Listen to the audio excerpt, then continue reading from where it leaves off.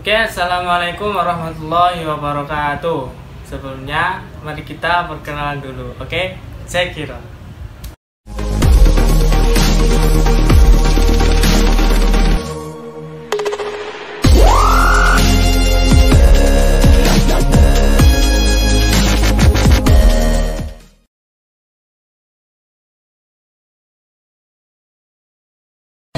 I guess I'm just a play date to you.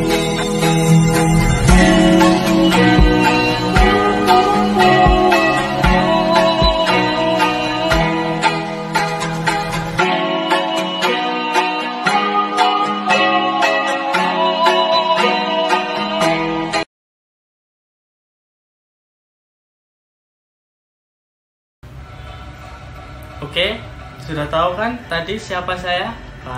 Oke, sekarang lanjut saja. Di sini kita akan meresensi sebuah film, yakni film Ki Hajar Dewantara, yaitu yang penerbitnya dipenerbitkan oleh PFN, Perusahaan Film Negara, yang diproduksi oleh RM Soetarto Mardhani S. Dipo MA. Pemerannya yaitu Ki Hajar Dewantara sendiri. Terus Nyi Dewantara itu istrinya Ki Hajar Dewantara, terus Daos Dekker temennya, dan Dr. Cipto Mangunkusumo, yaitu tiga serangkai, yaitu Ki Hajar Dewantara, Daos Dekker, Cipto Mangunkusumo. Yang selanjutnya Insinyur Soekarno, Dr. Muhammad Hatta, dan Kiai Haji Mas Mansur. Nah, film ini durasinya 42 menit dan bahasanya itu yaitu pastinya bahasa Indonesia, dan asal film ini juga dari Indonesia. Oke, langsung saja. Ki Hajar Dewantara ini terlahir dengan nama Raden Mas Soehardi Soeryaningrat, lahir di Yogyakarta pada tanggal 2 Mei 1889. Nah, pasti kita belum lahir kan? Nah, kita kan lahirnya 1999 sampai 2001 lah. Kalau sekarang, kalau masih semester 4 sih. Berasal dari lingkungan keluarga keraton Yogyakarta, Raden Mas Soehardi Soeryaningrat saat genap berusaha 40 tahun, menurut hitungan tahun Caka, berganti nama menjadi Ki Hajar Dewantara. Sejak saat itu, ia tidak lagi menggunakan gelar kebangsaan di depan namanya. Hal ini dimaksud supaya ia dapat bebas dekat dengan rakyat, baik secara fisik maupun hatinya. Kemudian bersama Daos Dekker dan Cipto Mangunkusumo, ia mendirikan Indiske Partij, yaitu partai politik pertama yang beraliran nasionalisme Indonesia.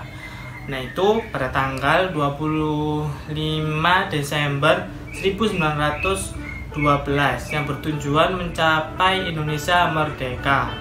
Mereka berusaha mendaftarkan organisasi ini untuk memperoleh status badan hukum pada pemerintah kolonial Belanda. Tetapi pemerintahan kolonial Belanda melalui Gubernur Jenderal Hindenburg berusaha menghalangi kehadiran partai ini dengan menolak pendaftaran itu pada tanggal 11 Maret 1913. Alasannya mengapa? Penolakan adalah karena organisasi ini dia dianggap dapat membangkitkan rasa nasionalisme rakyat dan menggerakkan kesatuan untuk menentang pemerintah kolonial Belanda. Kemudian ditolak pendaftaran status badan hukum, Indiske Partij, ia pun ikut membangun Komite Bumi Putra pada November 1913. Nah, komite ini sekaligus sebagai komite tandingan dari Komite Perayaan 100 Tahun Kemerdekaan Bangsa Belanda. Komite Bumi Putra ini melancarkan kritik terhadap pemerintah Belanda yang bermaksud merayakan 100 tahun bebasnya negeri Belanda dari penjajahan dengan menarik uang dari rakyat jajahan untuk membiayai pesta perayaan tersebut. Sehubungan dengan rencana perayaan itu, ia pun mengkritik lewat tulisan berjudul Als ik een Nederlander was, yaitu yang artinya seandainya aku seorang Belanda. Dan N for Allenmar, ook Allen for N, yaitu satu untuk semua dan tetapi semua itu untuk satu juga. Tulisan seandainya aku seorang Belanda yang dimuat dalam surat kabar The Express milik Douwe Dekker itu antara lain berbunyi, sekiranya aku seorang Belanda, aku tidak akan menyelenggarakan pesta-pesta kemerdekaan di negara yang kita sendiri telah merampas kemerdekaannya. Sejajar dengan jalan pikiran itu, bukan saja tidak adil, tetapi juga tidak pantas untuk menyuruh si Inlander memberikan sumbangan untuk dana perayaan itu. Pikiran untuk penyelenggaraan perayaan itu saja sudah menghina mereka, dan sekarang kita garuk pula kantongnya. Ayo, teruskan penghinaan lahir dan batin itu. Kalau aku seorang Belanda, apa yang menyinggung perasaanku dan kawan-kawan sebangsaku, terutama ialah kenyataannya bahwa bangsa Inlander diharuskan ikut mengongkosi suatu pekerjaan yang ia sendiri tidak ada kepentingannya sedikit pun. Akibat karangannya itu, pemerintah kolonial Belanda melalui Gubernur Jenderal Hindenburg menjatuhkan hukum tanpa proses pengadilan berupa hukuman internering atau yang disebut hukum buang, yaitu sebuah hukuman dengan menunjuk sebuah tempat tinggal yang boleh bagi seseorang untuk bertempat tinggal.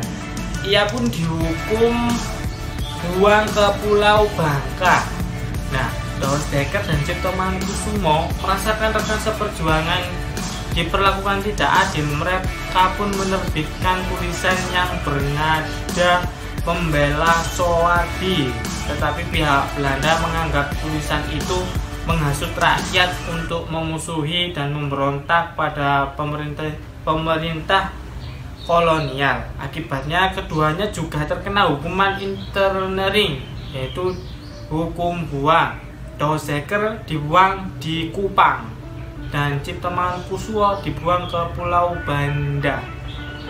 Namun mereka berhendaki dibuang ke negara Belanda karena di sana mereka bisa mempelajari banyak hal daripada di daerah terpencil.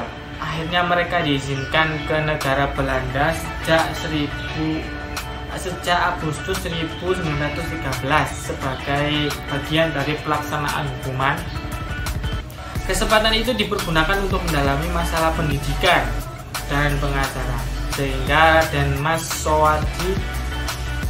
Soeharyaningrat berhasil memperoleh Europese Akte.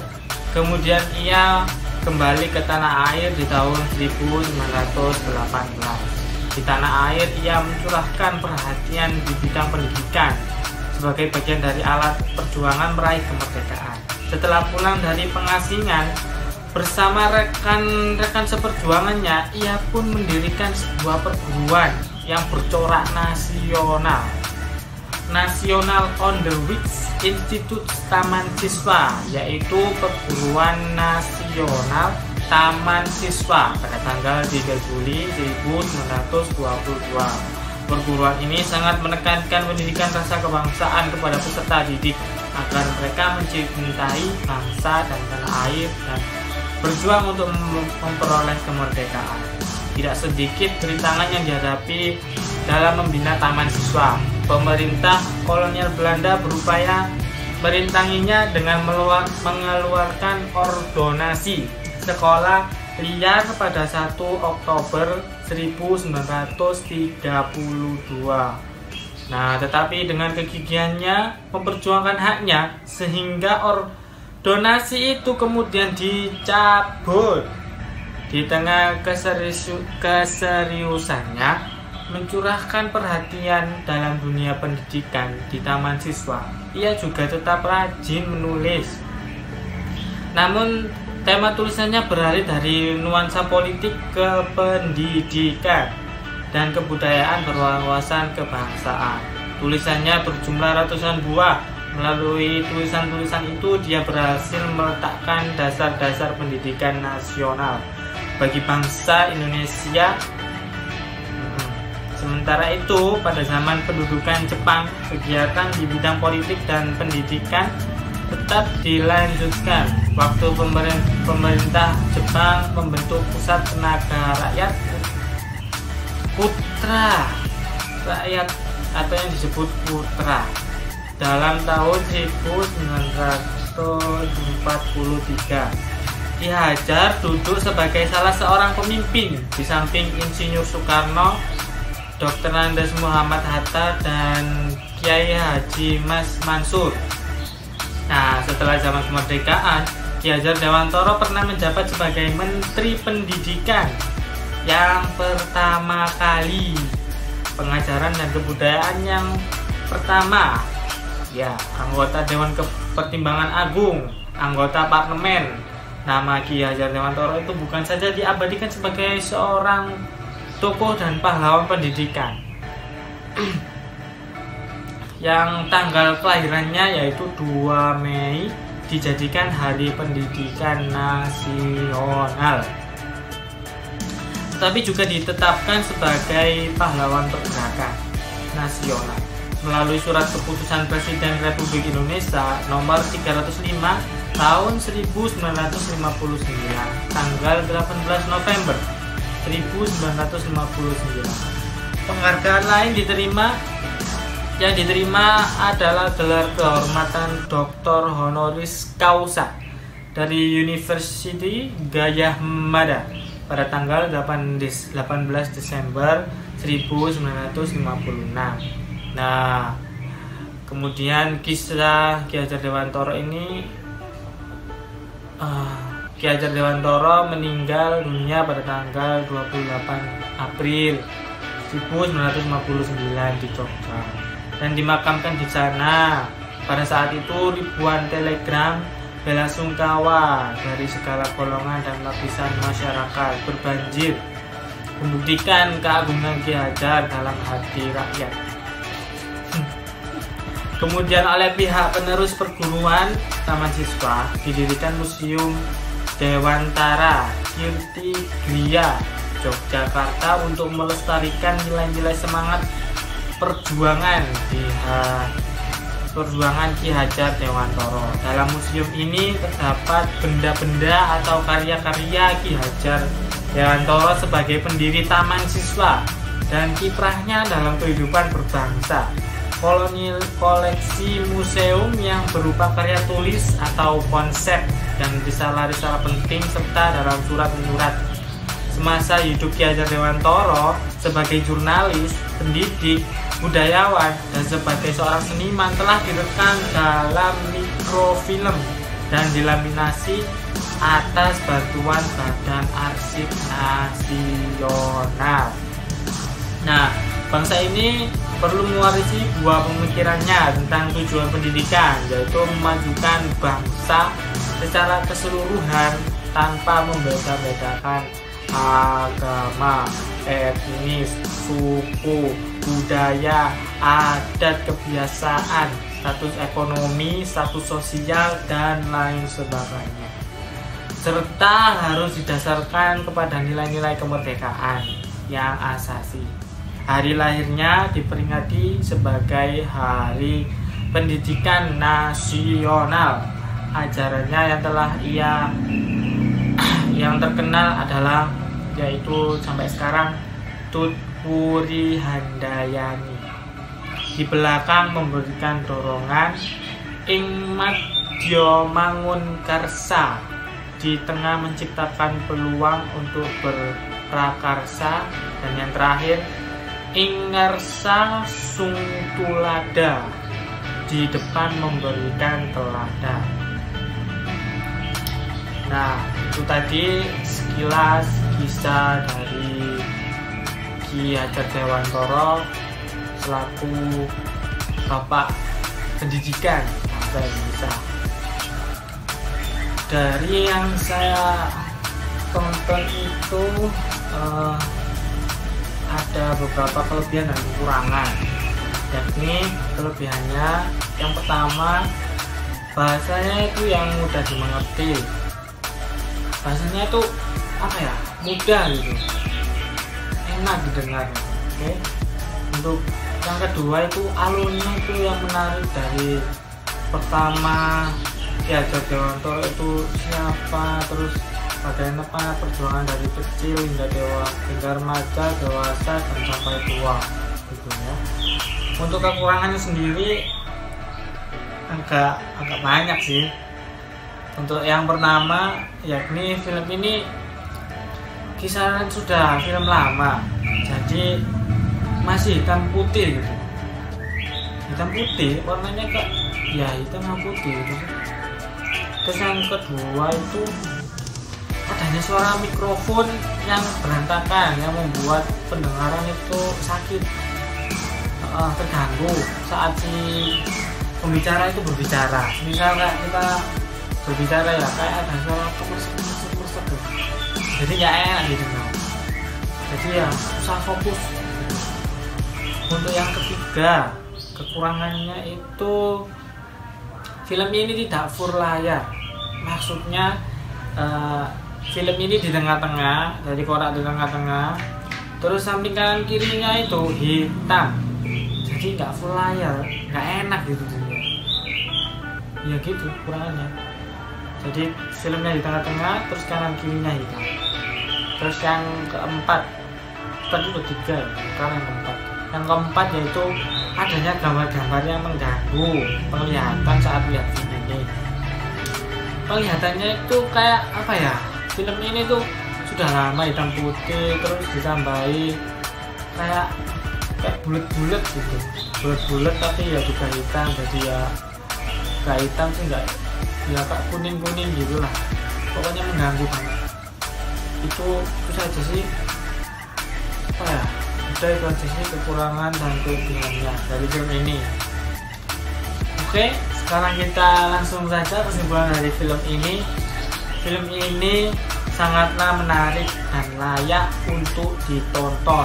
Nah, kenapa? Dikarenakan kita sebagai warga negara Indonesia yang baik, yakni warga negara kita tidak boleh yang namanya melupakan sejarah, atau kata bapak kita, presiden kita yang pertama yaitu Insinyur Soekarno disebut jas merah, karena di situ kita tahu betapa susahnya perjuangan para pahlawan bangsa Indonesia dalam memperjuangkan bangsa dan negaranya dari penjajahan Belanda dan Jepang, dan lain-lainnya lah. Mungkin di era sekarang kita tidak ada yang namanya perjuangan melawan penjajah ataupun sebagainya lah, tetapi kita bisa berjuang dalam hal menuntut ilmu sebanyak-banyaknya. Oke, sekian dulu dari saya, kurang lebihnya saya mohon maaf yang sebesar-besarnya. Oke, makasih. Assalamualaikum warahmatullahi wabarakatuh. Oke.